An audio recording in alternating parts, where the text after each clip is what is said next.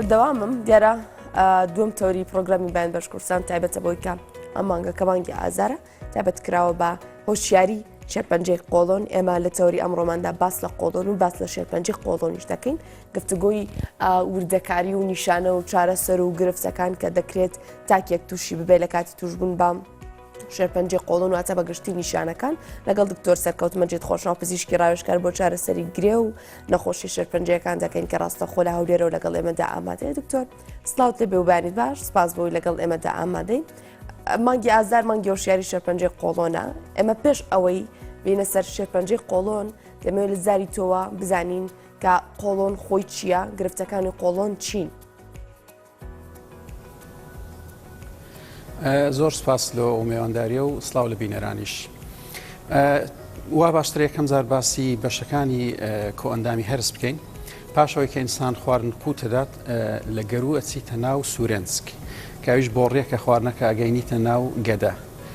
لە گەدەشەوە خواردنە چیتە ناو ڕیخۆلە باریکە کاویش لە سێ بەش پێک دێ بەش یەکەمیان پێوەترێت 12 لە ڕیخۆلە باریکە دوایی ڕیخۆلە ئەستورە دێ. ڕیخۆلە ئەستورە کە پێش یەگۆترێ کۆڵۆن کە درێژەکەی نزیکەی مەتر و نیوەکە و کۆتایی کۆڵۆن پێگوترێ ڕێکتەم یان بە کوردی پێوترێ ڕێکە کە ئەویش درێژیەکەی 10 هەتا 15 سانتیمەترە. عادەتەن شێرپەنجەی کۆڵۆن و ڕێکە بەیەکەوە باسییانەکرێ و عادەتەن 170 شێرپەنجەکانی کۆڵۆن و ڕێکە لە کۆڵۆنە 130 لە ڕێکەیە. طبعاً شێرپەنجەی کۆڵۆن و ڕێکە زۆر باوە. سێم باوترین جۆری شێرپەنجەیە لە پیاوان لەسەر ئاستی هەموو جیهان لە دوای شێرپەنجەی پرۆستات و سیەکان و دووەم باوترین شێرپەنجەیە لە ئافرەتان لە دوای شێرپەنجەی مەمک. و شێرپەنجەی کۆڵۆن و ڕێکە عادەتەن لە ناوپۆشی کۆڵۆن و ڕێکە سەرچاوەگری. پەردەچی باریک ناوپۆشی کۆڵۆن و ڕێکەی کردیە لەوێوە خەلایەکان خانەکان ئەگۆڕێن لۆخانی شێرپەنجەیی و پاشان ئەگە چارەسەر نەکرێ بەرەبەرە دیواری کۆڵۆن و ڕێکە ئەبڕی وەگەر هەر چارەسەر نەکرێ ئەگوازرێتەوە لەو گرێ لیمفاویەکان و دوایش جێگایە دوورەکان وەکو جگەر. باشە دکتۆر، ئێمە بە وردی باس لە شێرپەنجە دەکەین، بەڵام باس سەرەتا بزانین ئەو گرفتانە چیە کە تەشێ یاخود دەشێت تاکێک لە قۆڵۆنیدا تووشی ببێت، چه گرفتێک هەیە کە ڕەنگە ئەم گرفتە لە داهاتوودا بۆ شێرپەنجەش پەل بکێشێت. ئەوانەی کە ئەکرێ پەل بچێشن لە بۆ شێرپەنجە بوونی گۆشتە زیادەیە کە پێگوترێت پۆلیپ. ئەویش چەند نەوعی هەیە، بەس ئەو پۆلیپانە زۆر جار ئەسڵەن شێرپەنجەی کۆڵۆن و ڕێکە وەکو گۆشتە زیادەیەک دەست پێکە و پاشان پاش ماوەیەکی زۆر ئەبیتە شێرپەنجە. و گرفتەشی دی لە کۆڵۆن کە ئەکرێ هۆکارێک بی لە بۆ توشبوون بە شێرپەنجە التهابی کۆڵۆنە کە پێگوترێت ئینفلامەتری باول دزیز. ئەویش دوو نەوعی ئەساسی هەیە، ئەلسەرەتیڤ کۆلایتس و کرۆنز دزیز. ئەو دوانە نەخۆشی مزمن و ڕەبتیان بە جیهازی مەناعەوە هەیە، عادەتەن هەتا کۆتایی ژیانیان لە گەریان ئەمینێتەوە نەخۆشەکان. وانەی ئەو التهابیان هەیە معڕەسترن لە خەرچێدی تووشی شێرپەنجەی کۆڵۆن ببن. باشە، کەواتە با بزانین ئەو هۆکارانە چین یاخود ئەو فاکتەرانە چین کە ئەگەری توشبوون بە شێرپەنجەی قۆڵۆن دروست دەکات لە تاکێکدا. دکتۆر ئەماژە بۆ کە ینی زۆرجا قۆڵۆن و گرفتەکانی قۆڵۆن ڕاستەخۆ بە باری دەرونی تاکەوە دەبەستنەوە. بە هەماشتیەوە شێرپەنجەی قۆڵۆنیش پەیوەندیەکی ڕاستەخۆیان خود ناڕاستەخۆ بە باری دەرونی تاکەوە هەیە؟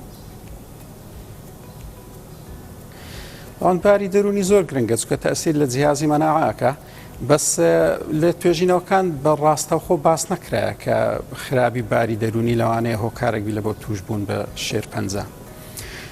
بەنسبەت هۆکارەکان بەشە خۆپارێزیەکەشی هەر لەگەر باسەکەم.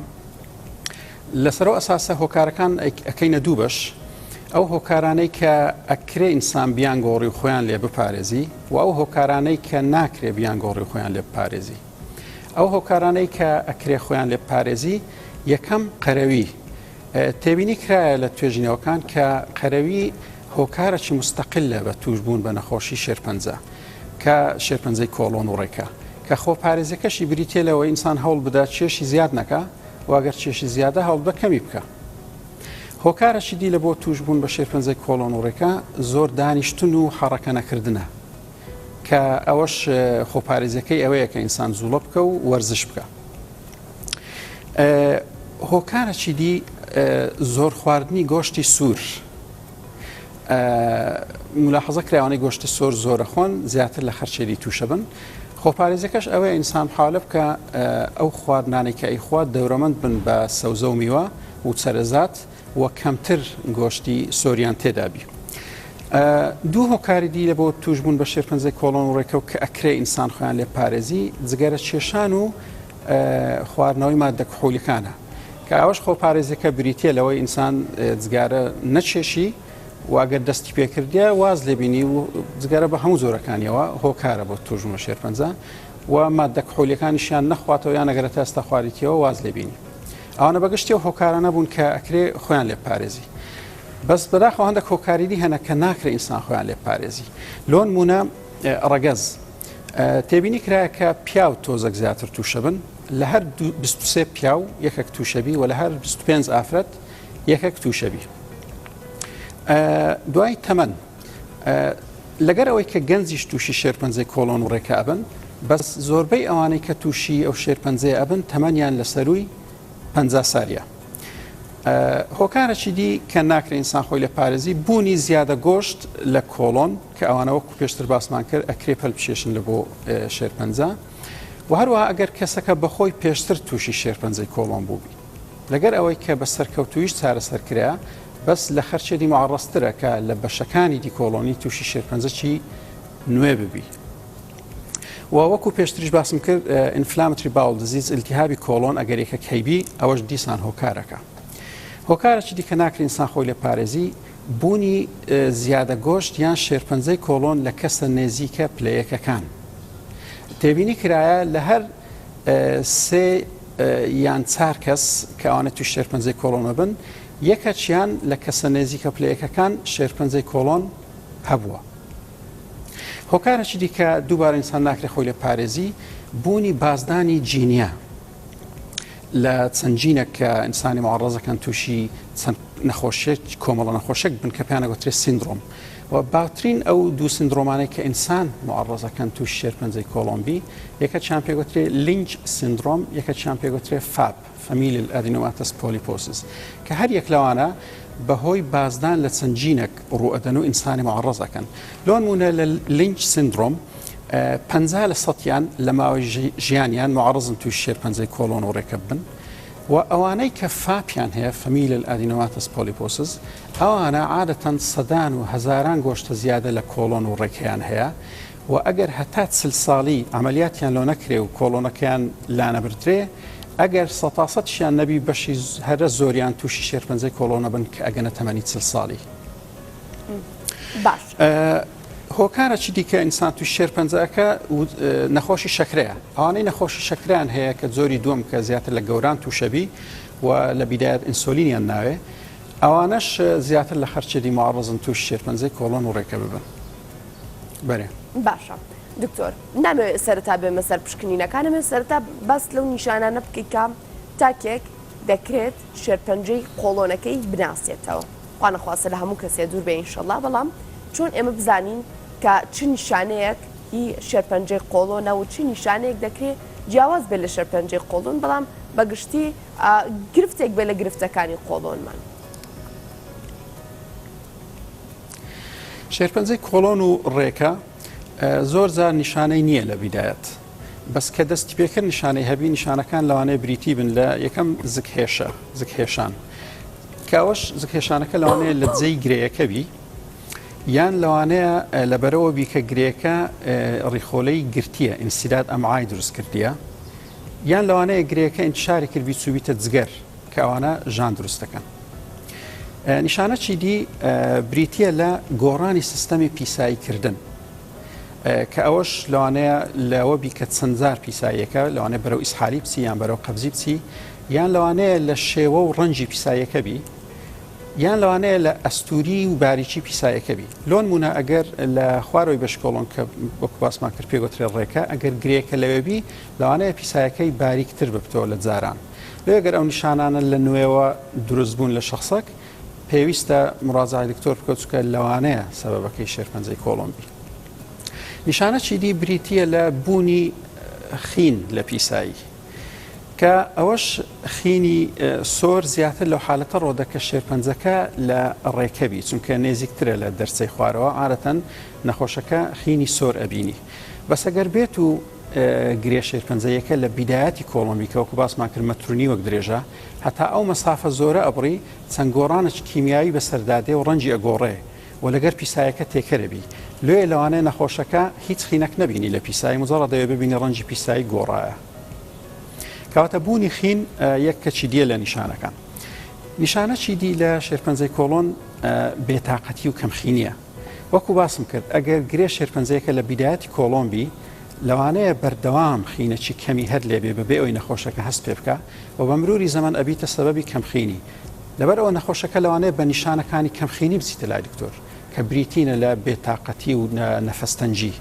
لێ ئەگەر نەخۆشک کە بە نەفەستەنجی و بێتاقەتی دێتەکەن دکتۆر و فحوساتی لۆکرا دیتراخینی کەمە ئەگەر سەبەبەکی وازح نەبی لە بۆ کەمخینیەکەی یەکێک لەو پشکنیانێکە لێکرێن پێویستە نازۆری کۆڵۆمبی نەکو گرەیەک لەوێبی و بەردەوام خینی لێت سۆڕابیتەوە کەمخینی دروست کردبی.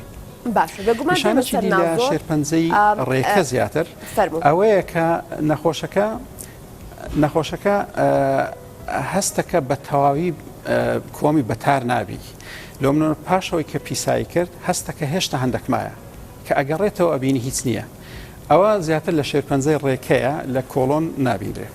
باش دکتۆر ئەگەر من باسی ئەوە بکەم بۆ نمونە تەشخیصکردنی ئەم نەخۆشیە لە ڕێگەی نازۆرەوە چۆنە تا چەنە گرینگە تاک ماوەی جارێک پشکنین ئەنجام بدات. یعنی تۆ ئەماژت بەوە کرد بۆ نەتەمەند کاریگەرە ویراسە کاریگەرە و چەند بابەتێکی دیکە ئەو کەسانی کە دەشێ ئەم حاڵەتانیان هەبێن پێویستە ماوەی چەندی جارێک وەلەکەیەوە پشکنین ئەنجام بدەن و چ جۆرە پشکنینێک ئەنجام بدەن بۆی پێشوەخت قۆڵۆنەکەیان یا خۆ شێرپەنجەی قۆڵۆنەکەیان تەشخیص بکەن.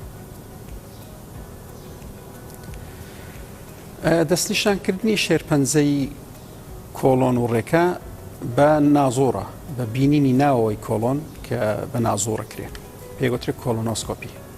ئەگەر یەکێک ئەو نیشانانەی هەبوون کە باسم کرد گرنگە نازۆری لێ بکرێت کۆلۆنۆسکۆپی. بەس شتەچیدی هەیە پێگوترێت پشکنینی پێشوەختە کە لەو کەسانە ئەکرێت کە هیچ نیشانە چیان نییە ئەسڵن. ئەوەش بە سێت زۆرەکرێ یەکەمیان پشکنینی پیسایی لۆی بزان خینی تێدایە تێدانە. دووەم بە بینینی ناوەوەی کۆڵۆن بە نازور کە وەکو گوتمان پێگوترێت کۆلۆنۆسکۆپی یان نەوەی سێم بینینی ناوەوەی کۆڵۆن بە سیتیسکان بە ئەشیا پێگوترێت کۆلۆنۆگرافی. و لە چ تەمەنێک دەست پێ بکرێ و پشکنینە پێشوەختانە بکرێن و چەند زوو دووبارە بکرێنەوە ئاحتیما دەکات سەرەوەی کە ئایا ئەو شخصە چەند معڕەزە تووشی شێرپەنجەی کۆڵۆمبی. ئەگەر ئەو شخصەی عادی بی و لە خەرچێدی معڕەزتر نەبی توشبی لە وڵاتێکی وەکو بەریتانیا لە 60 ساری دەست پێەکەن فحسی پیساییان لۆکەن لە بینی 60 و 75 و عادەتەن فحسی پیساییان لۆکەن هەر 2 سار جارێک. لە هەندێک وڵاتی دی تەشجیعەکەن لە سەروی 45 ساڵیەوە دەست پێ بکرێ و لە هەندێک وڵاتان پێیان باشترە نازۆر بکرێ کۆلۆنۆسکۆپی نەک فحسی پیسایی واگەر بێت و نازۆرەکە تەبیعی بوو یەکەم جار هەر 10 سار جارێک لەوەی دووبارە بکرێتەوە و لە بینەکان پشکنینی پیسایی بکرێ. بەس بەڕێی من لە جێکی وەکو کوردستانێ فحسی پیسایی شتێکی زۆر معقولە چونکە هەم ئاسانە و هەم هەرزانە ئەکرێ ئەوانەی تەمەنیان لە سەروی 45 ساڵێ دەست پێ بکەن بیکەن سارێکیان 2 سارجارێک بیکەن ئەو شتێکی باشە. ئەو بەنسبەت ئەوانێک کە ئەگەری توشببوونیان هەروەکو خەرچێدی و زیاتر نییە. بەس ئەگەر شخصێک ئەگەری توشببوونی زۆربی بەو شێرپەنجەیە لۆ نمونە کەسەکی نێزیکی پلەیەکی توش شێرپەنجە بووە ئەوانە دەبی بە ئەهەمیەتتر وەربگیرن و عادەتەن دەبی لە تەمەنی 40 ساڵی دەست پێ بکرێ و پشکنیانەیان لۆ بکرێ یان 10 ساڵ کەمتر لە تەمەنی پلەیەکەکە کە توش شێرپەنجە بوو. ئەزە هەر کامیان زووتر بێ. لۆ نمونە ئەگەر کەسێک برایەکی لە تەمەنی 55 ساڵی تووشی شێرپەنجەی کۆڵۆن بووە 10 سال کەمتر ئەکات 45 ساڵ بەس لەبەرەوەی 40 ساڵەکە زووترە ئەو دەبی لە چلی دەست پێ بکە. بەس ئەگەر شخصێک برایەکی لە تەمەنی 35 ساری تووشی شێرپەنجەی کۆڵۆمبی 10 سار کەمتر لە 35 ئەکا 25 کەواتە ئەو شخصە دەبی لە 25 ساری دەست پێ بکە پشکنینی لۆ بکرێ. پشکنینیش لەو نەوعانە کە ئەگەری توشبوونیان زۆرە وا باشترە یەکسەر بە نازۆر بی بە کۆلۆنۆسکۆپی. بەس ئەگەر شخصێک حەزی لێ نەبی نازۆری لۆ بکرێ ئەکرێ هەر بە فەحسی پیسایی پشکنی لۆ بکرێ. ئەگەر پیسایەکە دیتراخینی تێدا ئەوزە حتمما دەبی دەست پێ بکرێت ناوەی کۆڵۆن ببینێت یان بە کۆلۆنۆسکۆپی بیبی کە باشترە یان بە سیتی سکامی کە پێگوترێت کۆلۆنۆگرافی.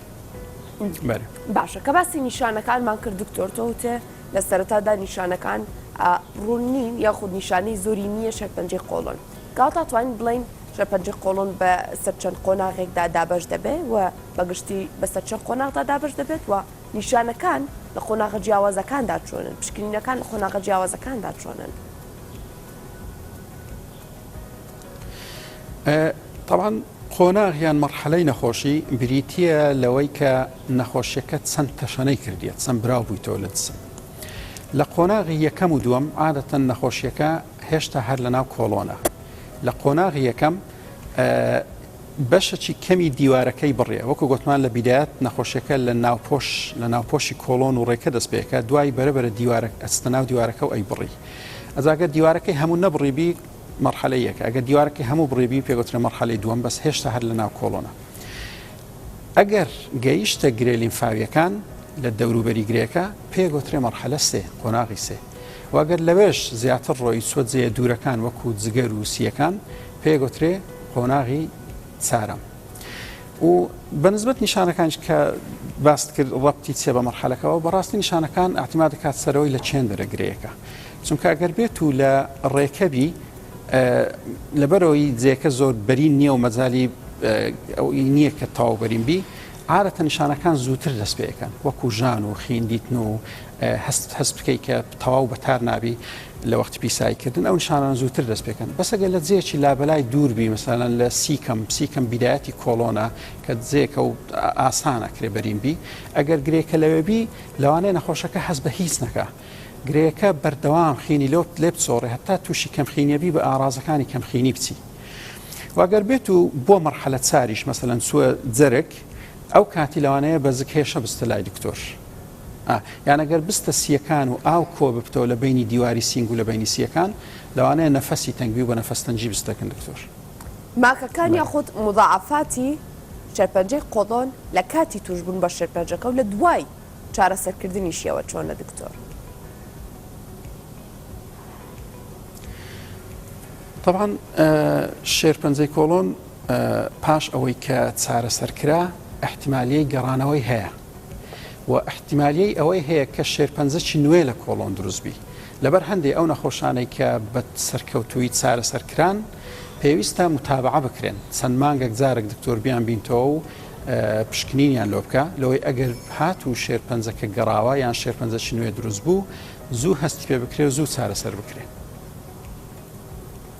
باشە دکتۆر بێگومان دێمە سەر چارەسەرەکان بەڵام زیاتر دەمەوێت لەسەر ماکەکانی بمێنماوانەیە کاتێک تاکێک تووشی قۆڵۆن دەبێت ئەو ماکانە چین کە لە جەستەی تاکەکەدا بە دەردەکەوێت کە دەشێت ئەگەر چارەسەریش بکرێت ئەم ماکانە درێژخایان بن لەگەڵ تەمەنی کەسەکەدا بۆ نەتۆ باس لە کەم خوێنی کرد باس لە هەندێک گرفتی چێک کرد ئەمانە وەکو ماکێک هەژمار دەکرێن و بۆ ماوەیەکی درێژخایان لە کەسەکەدا بمێنێتەوە. کەمخینی کە دروست بوو و تو سەبەبەکەت لابرد گرەیەکەت لابرد ئیدی کەمخینیەکە پاشەوەی کە چارەسەرکران نامێنێ شتێکی درێژخایان نییە و شتەکانی دیش درێژخایان نینە مەسەن ئەو نیشانانەی کە باسم کرد لەبەر سەبەبە چێو نیشانانە هەیە کە گرێکە لەوەیە ئەگەر گرێکە هەر گیرا و بە تەواوی چارەسەرکرا نامینێ بەس ئەوەی کە ئەمینێ و ئەفتەموزمین ئەوەیە کە ئەگەر بێت و نەخۆشیەکە انتشار بکە بۆ بتە مەرحەلە چار عادەتەن ئەو نەخۆشانە عملیاتیان زۆرجار ناوێ بەرکو هەر بە کیمیایی و مادە بایۆلۆجیەکان عیلاجەکرێن و نەخۆشیەکە بە نەخۆشیێکی مزمن حسابەکرێ بەو معنایە کە هەتا مردن لە گەریان ئەمینێتەوە بەداخەوە. باشە کاتە بە وردی باسی چارەسەر بکەین چارەسەرەکانی شێرپەنجەی قۆڵۆن چین لە چ قۆناغێکدا چارەسەری جیاوازە لەگەڵ قۆناغی دوای خۆیدا بەگشتی لە چ کاتێکدا پێویست بە چارەسەری کیمیایی دەکا پێویست بە نەشتەرگەری و بە چەندین چارەسەری تر دەکا کە ئێستا تۆ بۆمان دەخەیتە ڕوو. شێرپەنجەی کۆڵۆن و ڕێکە پاشەوەی کە تەشخیص کرا چارەسەرەکەی ئاحتیما دەکاتە سەرەوەی کە گرێەکە لە چێندەرە ئایا لە کۆڵۆنیان لە ڕێکەیە و ئاحتیما دەکاتە سەرەوەی کە ئایا مەرحەلە چەندە.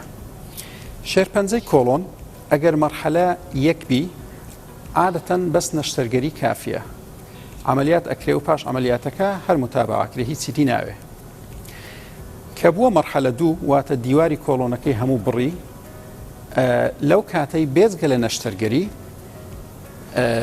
لەوانەیە پێویست بە کیمیاویش بکە کەەوەش ئاحتیما دەکاتە سەر چەند فەخسەکی جینی لە بۆیان ئەکرێ.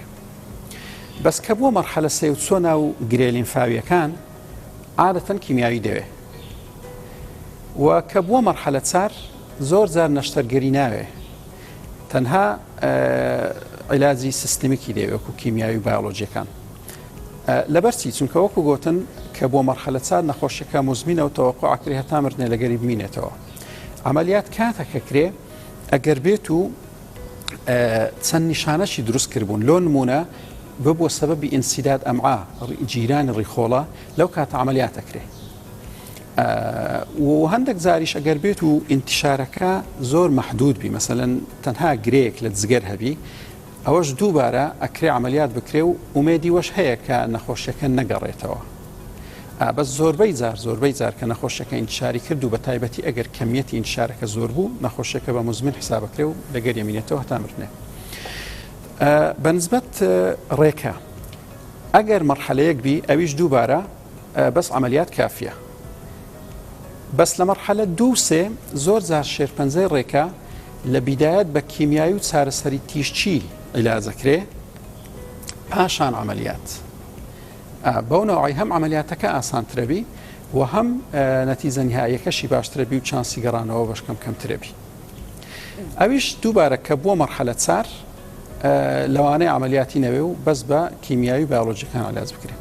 کاتە بە شێوەیەکی گشتی چارەسەری شێرپەنجەی کۆڵۆن و ڕێکە لە چەند بەشێکی ئەساسی پێکدێ کە یەکەمیان نەشتەرگەریە، دووەمیان کیمیاویە، سێمیان چارەسەری تیشچیەکە هەندێک جار بەکاردێ و چارەسەری بایۆلۆجیش لە مەرحەلە چارەکان و چارەسەری جیهازی مەناعە ئیمیونۆتەرەپی ئەویش لە هەندێک کەس لەوانەیە کە مەرحەلە چارن بەکاردێ.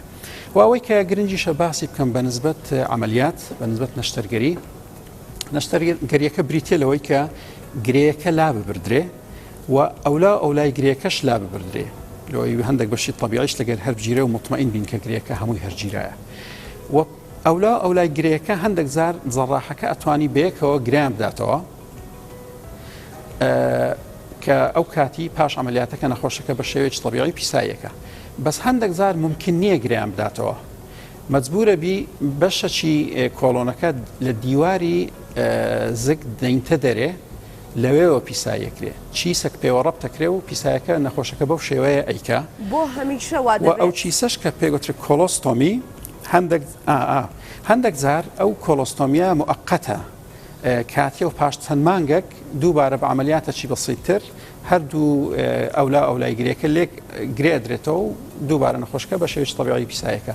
بەس هەندێک جار بەداخەوە دەبی بە بەردەوامی بمینێتەوە و هەتا مردنێ ئەو کۆلۆستۆمیە لەگەری بمینێتەوە. ئەوانە لە چێ زیاتر ڕۆدا؟ ئەوانەی کە شێرپەنجەکە لە بەشی خوارەوەی ڕێکەیە کە زۆر نێزیکە لە دەرچەی خوارەوە کە ممکن نییە بتوانن دەرچەی خوارەوە بپارێزن مەجبور جەڕاحکە مەجبورە بی دەرچەی خوارۆش بە هەموو شتۆ لێ ئەکاتەوە و بەشەکەی سەرەوەی کۆڵۆن کە لە سەرگرێکەیە لە دیواری زگدەین نەدەرەوە و هەتا مردنێ دەبی ئەو کۆلۆستۆمیە لەگەری بمینێتەوە بەداخەوە.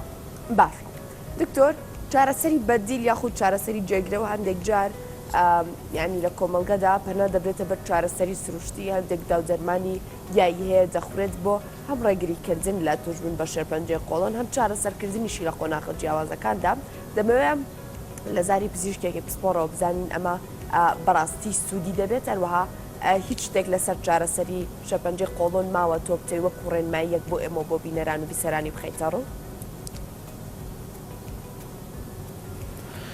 حقیقەتەن طبی بەدیل شتێکنیا من زۆر لەی شارەزا بم چکە جز ئەکنیە لە اختصاصیمە و لە کتاب و لەو گایدلاینانەی کە ئەمە لەسەری ئەڕۆین بەشەک نییە طبی بەدیل لەوانە لەبەرەوە لەوانەیە معلوماتم زۆر لەسەری نەبی بەس ئەوە لە سنتەرە باشەکانی دنیاە ئەو طب بەدیلە بەڕاستی زۆر بەکار نایە زیاتر بۆ طریقانە شێرپەنجەی کۆڵۆن عیلاجەکرێت کە باسم کرد بەرێ زۆر باشە بۆ پێشم وایە هۆکارەکان و شێوەی خۆپارێزی و شتەکانن بە تەفسیلی باسکردن بێگومان ئەگەر هەر پرسیارەکی دی هەیە بەسەر چاو فەرموو دکتۆر سەرکەوت مەجید خۆشەوە پزیشکی ڕاوێژکار بۆ چارەسەری گرێ و نەخۆشیە شێرپەنجەکان سوپاس بۆی لە هەولێرە لەگەڵەوە بووی